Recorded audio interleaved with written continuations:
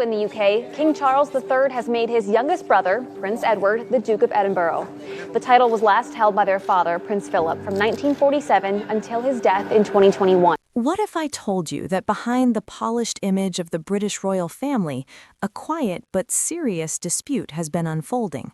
A dispute over inheritance, millions of pounds in assets, and two royal brothers unexpectedly on opposite sides. Because according to legal confirmations from Prince Edward's team, several valuable assets that King Charles believed belonged to him may actually belong to Edward. And if that's true, it could quietly reshape the financial story inside the House of Windsor. Let's break down what's really happening. Before you go, something at the end might just change the way you see this. If you're enjoying the video, please consider subscribing. It's completely free, and it genuinely helps us create more of what you love. Stay with us till the end. You won't want to miss this. In the United Kingdom, King Charles III recently granted his youngest brother, Prince Edward, the title Duke of Edinburgh.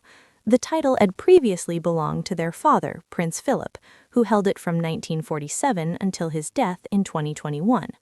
For years, it was widely expected that Edward would inherit that title. But what few people expected was that Edward might also inherit a number of valuable private assets left behind by Queen Elizabeth II. And this is where the story becomes complicated. Like many aristocratic families, the royal family operates under long-standing traditions of inheritance. Typically, the eldest son receives the majority of the estate, while younger siblings receive smaller portions. For decades, Charles believed this same pattern applied to his own family. As the eldest son, the Prince of Wales for most of his life, and now the king, it seemed natural for him to assume that the largest share of the family's private wealth would ultimately belong to him. But the royal family's finances are far more complex than those of a typical aristocratic household. Their wealth is divided into several categories. First, there is the crown estate. This is not personal property. It belongs to the nation and is managed by the monarch. Then there is the Duchy of Lancaster, which provides income for the reigning monarch. There is also the Duchy of Cornwall, traditionally belonging to the heir to the throne. And finally, there is private wealth.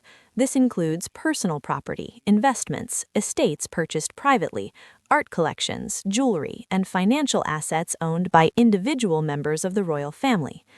During her 70-year reign, Queen Elizabeth II accumulated a significant amount of private wealth.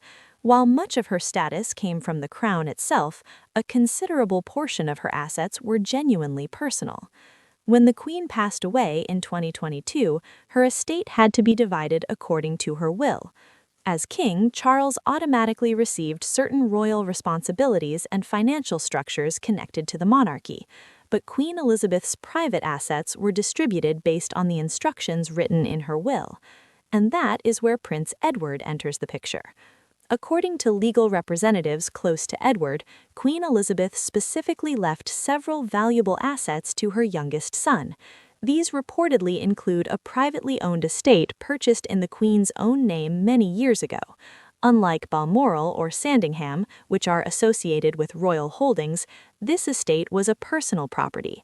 Its estimated value is said to be in the tens of millions of pounds. Edward is also believed to have inherited part of Queen Elizabeth's personal collections. While many royal treasures belong to the Royal Collection Trust and are not privately owned, the Queen possessed numerous personal pieces of historical and financial value. In addition to this, there are financial assets, private accounts, investments, and funds that were held directly in Elizabeth's name. Altogether, these assets represent a substantial inheritance, not enough to make Edward a billionaire, but more than enough to secure wealth for generations. The issue is that following the Queen's death, Charles appears to have assumed that many of these assets belonged to him. In the confusion that often follows such a major event, attention was focused on the transition of the monarchy. Charles became king, the nation entered a period of mourning, and royal duties took priority. Royal wills are sealed from public view, meaning even family members may not know the full details immediately. Charles seems to have operated under the assumption that the major private assets would naturally pass to him. Staff followed his lead, and for some time those assets were managed as if they were his. Meanwhile, Edward took a quieter approach. He was aware of what the will contained, but he did not immediately challenge the situation. Instead, his legal team began quietly reviewing documents and preparing the legal position. Eventually, Edward's lawyers formally notified representatives of King Charles that several assets currently being managed by the king legally belonged to Edward. The documentation was clear. Queen Elizabeth had specified these assets in her will. Once Charles's legal team reviewed the paperwork, they reportedly confirmed that Edward's claim was valid. This revelation created an uncomfortable situation inside the royal household. Charles had not intentionally taken anything from his brother. He simply believed those assets were his by tradition. But legal documents do not operate on tradition. They operate on written instructions. Edward, who has spent most of his royal life in the background, now found himself in a position where he had to assert his legal rights. Those close to Edward say several factors influenced his decision. His wife, Sophie, the Duchess of Edinburgh, has long supported protecting their family's interests. Their children, Lady Louise and James, are growing older, and Edward naturally wants to secure their future. There is also the question of fairness. Queen Elizabeth clearly intended Edward to receive these assets. Allowing them to remain under Charles's control would go against her final wishes. Faced with the legal reality, Charles reportedly explored whether a private compromise could be reached, but Edward's position remained firm. He simply wanted what his mother had left him.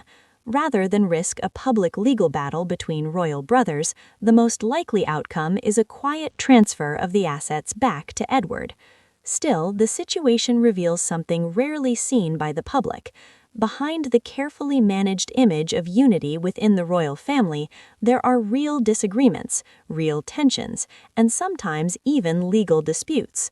Like any family with great wealth, questions of inheritance can create unexpected conflicts. In the coming months, the transfer of assets will likely take place quietly as legal and financial processes are completed. But the relationship between the two brothers may never be quite the same. A quiet prince has asserted his rights. A king has been forced to reconsider long-held assumptions. And once lawyers become involved, even royal traditions have to follow the law. So what do you think about this situation? Is Prince Edward right to claim the inheritance that was left to him? Or should family unity come before legal rights? Let me know your thoughts in the comments below. And if you enjoy royal stories and untold history inside the monarchy, don't forget to subscribe and turn on notifications so you don't miss the next video.